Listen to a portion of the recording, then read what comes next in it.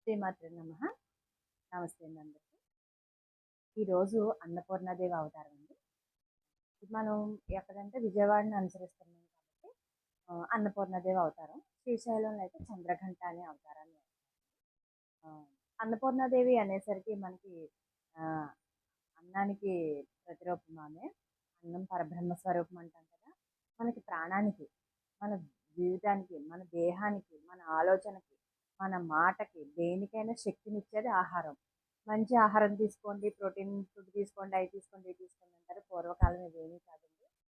అన్నం అంతే. అన్నం అనేది పరబ్రహ్మ స్వరూపం అన్నమాట. ఎవరు అంటారు, ఈశ్వరుడికే అన్నాన్ని ప్రసాదించిన మహాతల్లి అన్నపూర్ణాదేవి.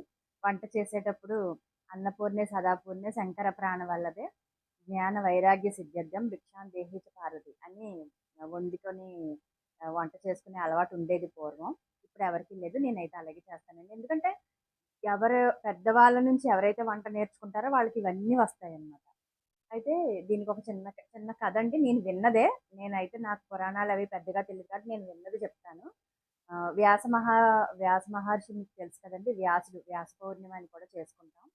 వ్యాసుడు పంచమ వేదాలది వేదాలు ఉన్నాయి కదండీ! 4 వేదాలని సమానంగా చేసిన రాసిన వ్యక్తి అండి. ఆయన మహా మహాముని ఆయన. అయితే ఆయన ఒకసారి తన శిష్యులతో కాశీకి ఆహ్, చూడడానికి కాశీ విశ్వేశ్వరుని దర్శించుకోవడానికి వెళ్ళినప్పుడు ఆయనకి విఘ్నేశ్వరుడు చిన్న పరీక్ష పెట్టాడటండి. ఆ పరీక్షలో ఆయనకి ఆహారమే దొరకలేదట ఆ రోజంతా. దొరక్కపోయేసరికి నకనకలాడిపోయాడంటండి ఆయన. ఈ నకనకలాడిపోయేటప్పటికి ఒక జనరల్‌గా మునులకి కోపం వచ్చి శపించడం మామూలే కదా! అంత ఇదైనప్పుడు అంత కోపం వచ్చినప్పుడు, "ఏంటి నాకు కాశీలోనే ఆహారం దొరకలేదు నాకు నా శిష్యులకి. ఇలా అయితే కుదరదు నాకు ఆహారం పెట్టట్లేదు. కాబట్టి ఎప్పుడు ఎవరికీ కూడా ఈ కాశీలో అన్నమే దొరకదని" శపించిపోయేటటండి ఈలోపు. ఆహ్, అది విన్న మహాతల్లి పార్వతీదేవి ఆగాగు ఏంటని చెప్పి తన యొక్క నిజరూప దర్శనంలో వచ్చి, "ఆగండి మీకు నేను ఆహారం పెడతానని" చెప్పి తన చేతులతో స్వయంగా తన శిష్యులకి, ఆయనకి కూడా ఆహారం అందించిందంట. అందించి అప్పుడు బుజ్జగించి చెప్పిందంట. ఈ ఈ రోజు నుంచి ముందు ఎవరైనా చెప్తే మనమైనా సరే అంతేనండి. సామదాన భేద దండోపాయాలు ఉపయోగించాలంటారు కదా! చూడండి ఫస్ట్ బాల త్రిపుర సుందరి దేవి అవతారంలో జ్ఞానం ద్వారా చెప్పాం. నెక్స్ట్ గాయత్రీదేవి అవతారంలో తెలివితేటలు ఎలాగ ఉపయోగించుకోవాలని చెప్పాం. ఇందులో అంటే ఈ 9 రోజుల అవతారాల్లో కూడా ఒక్కొక్క రూపానికి ఒక్కొక్క విశిష్టత ఉంటదనమాట.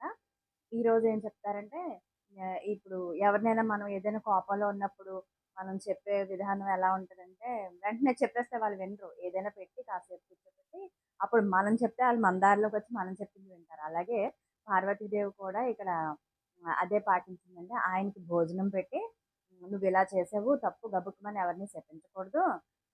కాబట్టి ఈ రోజు నుంచి కూడా నీకు వారానికి ఒక్కరోజే కాశీ దర్శనం, ప్రతిరోజు దర్శనం లేదని" చెప్పి పార్వతీదేవి తన కోపాన్ని వ్యక్తం చేసిందని నేను విన్నా కదండీ ఇది. కాబట్టి సాక్షాత్తు పార్వతీదేవి అంటే అన్నప్రదాత అండి.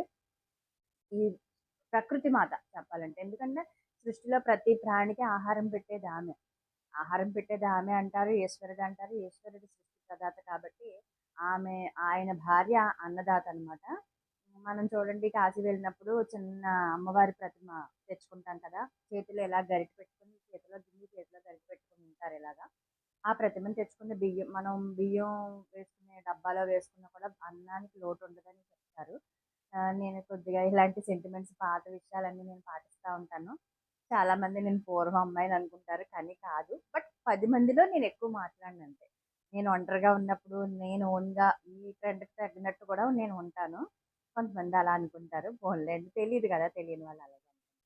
అయితే ఈ అన్నపూర్ణ అవతారం అనేసరికి ఎవరికైనా అన్నం ఈరోజు బియ్యాన్ని దానం చేసినా, లేదంటే ఎవరికైనా ఒక మనిషికి అన్నం పెట్టినా కూడా చాలా మంచిదంటారు.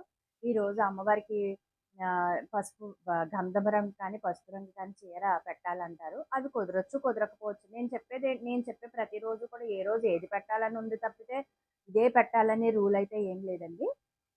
ఎవరికి ఏది వీలుగా ఉంటే అది పెట్టుకోవచ్చు. అవన్నీ చేసుకోవచ్చు. ఎవరి వీలుని అనుసరించి పెట్టుకోవచ్చు.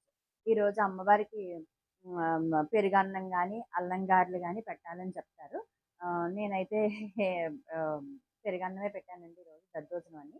దద్దోజనాన్ని పెట్టాలి.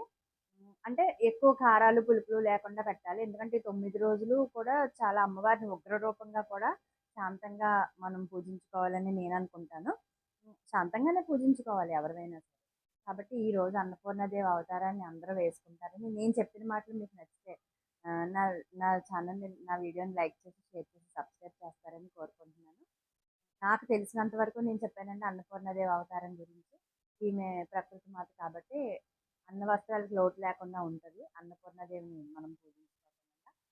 ప్రతి చోట చాలా బాగా చేస్తారు పూజలు అవిను. నేనైతే కొద్దిగా ఎక్కువ చేసుకుంటాను అంతే తేడా. అంతకు మించి ఏం లేదండి. కొద్దిగా నా ఛానల్‌ని సబ్స్క్రైబ్ చేయండి. వీడియోకి లైక్ చేయండి, కామెంట్ చేయండి. అసలు నేను ఏం చెప్తున్నానో కూడా నాకు తెలియట్లేదు. నేను మంచి చెప్తున్నానో, చెడు చెప్తున్నానో అసలు అందులో ఏముంటుందో టాపిక్ ఎవరు చూడట్లేదేమో మేబీ. చూసి చెప్తే బాగుంటుందని నేను అనుకుంటున్నాను. నా వీడియో కనుక మీకు నచ్చితే లైక్ చేసి, షేర్ చేసి, సబ్స్క్రైబ్